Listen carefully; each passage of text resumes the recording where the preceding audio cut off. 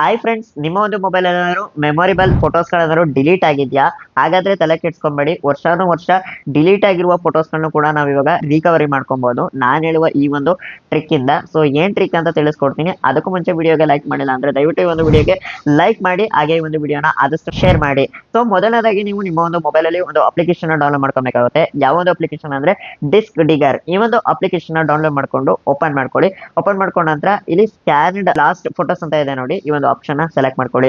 Select ಮಾಡ್ಕೊಂಡ ನಂತರ ನಿಮ್ಗೆ ಕೆಲವೊಂದು ಪರ್ಮಿಷನ್ಸ್ ಕೇಳುತ್ತೆ. ಎಲ್ಲ ಪರ್ಮಿಷನ್ಗೂ ಕೂಡ ಅಲೋ ಕೊಡಿ. ಅಲೋ ಕೊಟ್ಟ ನಂತರ ನಿಮ್ಮ ಒಂದು ಡಿಲೀಟ್ ಆಗಿರುವ ಫೋಟೋಸ್ ಗಳೆಲ್ಲ ಸ್ಕ್ಯಾನ್ ಮಾಡ್ಕೊಳ್ಳುತ್ತೆ. ಸೊ ಇದಾದ ನಂತರ ನಿಮ್ಗೆ ಯಾವೆಲ್ಲ ಒಂದು ಫೋಟೋಸ್ ಗಳು ಡಿಲೀಟ್ ಆಗಿದೆ ಎಲ್ಲ ಫೋಟೋಸ್ ಗಳನ್ನು ಕೂಡ ನೀವು ಇಲ್ಲಿ ಸೆಲೆಕ್ಟ್ ಮಾಡ್ಕೊಳ್ಳಿ. ಸೆಲೆಕ್ಟ್ ಮಾಡ್ಕೊಂಡ ನಂತರ ಇಲ್ಲಿ ರಿಕವರಿ ಅಂತ ಇದೆ ನೋಡಿ, ಇದನ್ನ ಸೆಲೆಕ್ಟ್ ಮಾಡ್ಕೊಳ್ಳಿ. ಸೆಲೆಕ್ಟ್ ಮಾಡ್ಕೊಂಡ ನಂತರ ನೆಕ್ಸ್ಟ್ ನಿಮ್ಗೆ ಇಲ್ಲಿ 3 ಆಪ್ಷನ್ಸ್ ಬರುತ್ತೆ.